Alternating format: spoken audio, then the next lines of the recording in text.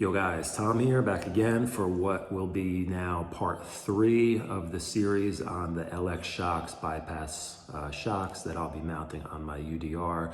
Just wanted to do a little bit better job of explaining exactly what these are and how they work and what functionality and tuning options these are going to give us. So check it out, hope you like it.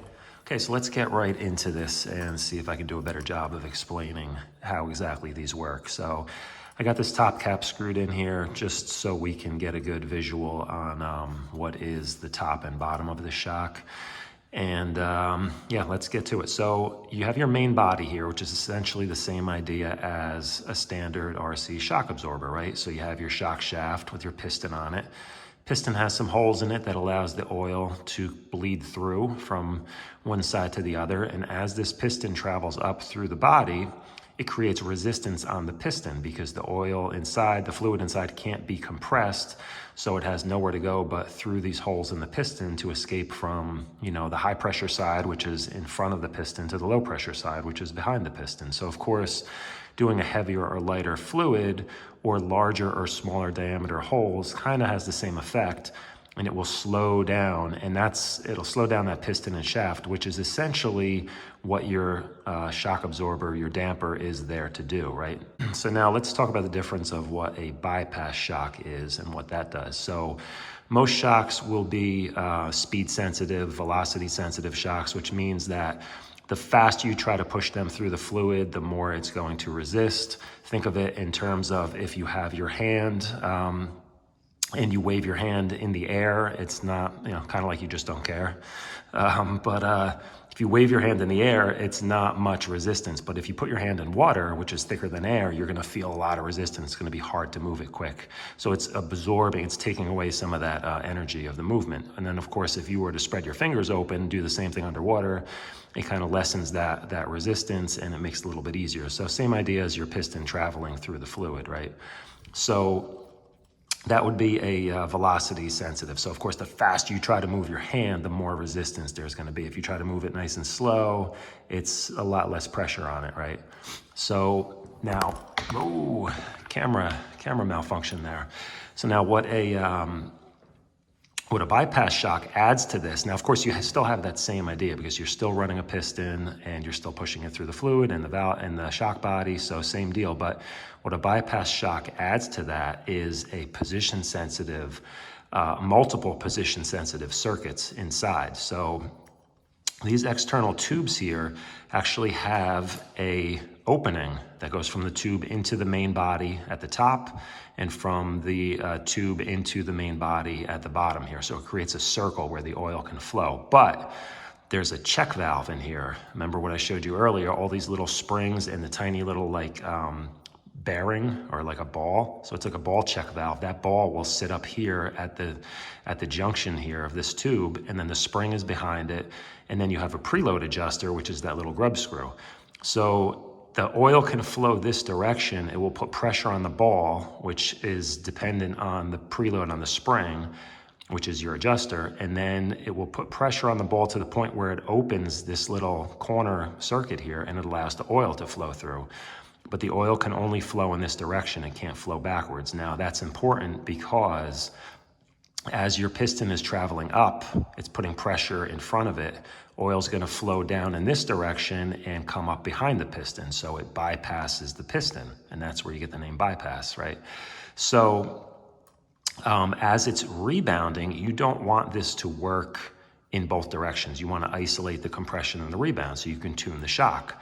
So what happens as it's coming back down, now the high pressure is below the piston, it tries to force the oil back through this way, but because that ball is sitting in this valve seat at the bottom here, it's putting pressure on that ball and blocking it so it can't flow that direction. So, so these two bypasses here are both compression. This little one here is actually a faux bypass valve. This is the only non-functional piece on here.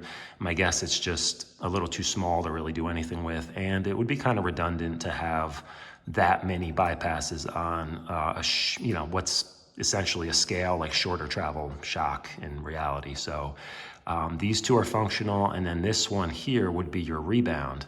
and they work exactly the same. They have an opening here, an opening there. So the differences are that on this compression bypass, it will work. Your piston is going to sit right about here initially when it's fully extended. So this bypass will be in effect almost the entire length of travel. Only when the piston gets past this top part of the tube will it not function. And then you'll have the rest of this will almost be like a little bottom out resistor where it's only the fluid going through the piston that's going to have an effect on the speed of the shock. This one here is more of kind of a mid valve. So what happens is majority of your shock movement is going to be in this range. It's going to kind of be like middle of the road, right?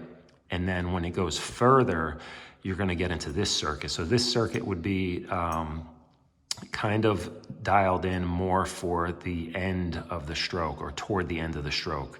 So this would be more of your initial and mid stroke. This one's going to be like, and they do overlap. You know, there will be some overlap in the adjuster on here. They're both going to be functioning kind of at the same time. Like this one functions the entire time this one functions. But because this has a shorter kind of segment here of the body, it's not going to function entirely as much as this one does. And then of course on your rebound, which works the opposite way. So what happens as your piston moves up, fully compresses, as it starts to rebound, this circuit is going to be functioning almost the entire length of travel. And I don't know exactly where the piston's gonna sit in here, but what I'm guessing is it's gonna sit a little bit lower. So what happens once it gets past this bottom part of the tube, it's going to slow down even more, and it's going to act as almost like a little bit of a top out. So you're not gonna get like a harsh like clunk at the end of it. It's gonna slow it down for that last tiny bit of travel. And lastly, this large chamber here is more of a oil reservoir, or a almost like a pressure reservoir for the shock. So as your piston and shock shaft go up into the shock body, you need to displace the oil that the shaft is taking up, right? So as the shaft enters, it's taking up room inside of the shock body, and that oil cannot be compressed, so it needs to go somewhere. And on a standard RC shock, you would have a little rubber bladder at the top here that has an air chamber in it. So as you compress the shock, it compresses the air in that chamber. So this shock, instead of having a bladder up here, it has this floating piston. So this piston is going to sit inside of this chamber, right, with a spring on either side of it. And as you compress the shock, this piston is going to go that direction. So the oil is going to flow in through here, and it's going to press up there. And you have a preload adjustment on the spring here so that you can actually increase the pressure of the shock, and you're going to be increasing the compression resistance for the entire range of the shock by adjusting this. And then as it extends, this is going to move back down and replace that oil that is in the main chamber there. So super interesting. I'm real curious to see how much of an effect this main pressure tube is going to have on the overall feel of this shock. Yeah, it'll be cool to see if you can really tell the difference between when you adjust these between the two circuits here. So super cool. Let me see what else I can discuss here. What else did I find in here? Okay, this is just your the base here. For the base of the shock, we do have these little eyelets here for the shock. Pivot there. Cool blue anodized color. And it does come with a little Allen key here for adjusting, making all your adjustments on your bypass tubes. And then I did notice this too. This was kind of cool. A little secret here. Comes with stickers. So again, LX shocks. I'm guessing the LX is for Longju, if I'm pronouncing that properly. And then you have these small decals here that would go on the ends of your bypass tubes here, just to denote the compression versus rebound setting. But Again, I didn't see any type of instructions or anything, unless they're like buried under here. But I didn't see any instructions as far as like the setup on these. So it's gonna kind of be a trial by error type setup. So hopefully these work as well as they look, and hopefully they don't leak or have any issues, because I have a lot of hopes in these, and I think it's going to be really cool. So you guys are probably going to want to wait until the end of this video series to see how well these work before you drop some money on them. So definitely check back and watch the assembly and the install and the testing videos on these, because honestly, I have no idea if it's even going to be worth going through all this. I think they do look super trick, so at the very least, it's definitely some nice eye candy for the UDR.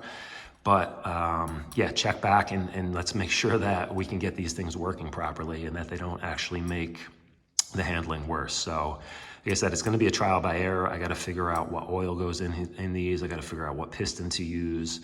And yeah, it's going to be definitely a lot of testing and tuning to figure out what works. So another thing I just want to talk about is going to be the bleeding process. I feel like this might be kind of a nightmare to bleed all of the air out of here, because like I said, the only air that's going to be in here is going to be on the exterior side of the floating piston. Everything else should be completely air-free. So as you can imagine, getting air trapped in here, it's going to be a little difficult to get out. But one trick that I know from like doing dirt bike rear shocks, you can get like unfortunately it's going to take a lot of fluid to do it, but you can completely submerge this in fluid, and then if you work that shock piston in and out, it's because it's submerged and completely covered with fluid, it should work all the air bubbles in and out of the entire shock. I don't know if I'm gonna have to do that. I'm gonna try to avoid it, because that's gonna require like a lot of fluid to fill up a little tub to the point where I can get my hands in there and work it back and forth. But yeah, so that's gonna be interesting, is trying to bleed this. So hopefully not too difficult, and whatever tips and tricks I figure out along the way, I will definitely let you guys know. Okay guys, so there you have it. I don't want to like crush you guys with too many videos on these shocks, but I just wanted to kind of get that out there, just so I don't have to keep going back to explaining it while I'm doing the assembly and the install, though I probably will anyway. But definitely when I start doing the tuning, I'll get a little more in depth of what circuits I'm trying to tune, and what kind of what my thought process is as far as the compression versus the rebound, and what effect it has on the truck's handling. So I'll probably be doing a lot of like slow-mo testing with just trying to get a good view of the rear suspension and how it's working and how the truck is handling. So that'll be a lot of fun. I hope by the end of the day tomorrow, I will have these things completely assembled and mounted on the truck so I can do some testing.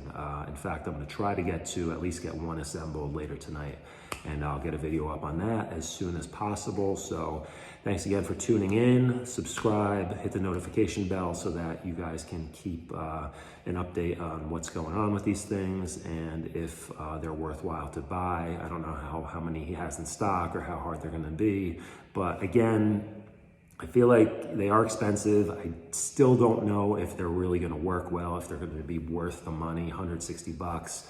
But that's what I'm here to find out. So stick around, stay tuned, and check back, and I'll see you guys in the next video. Later.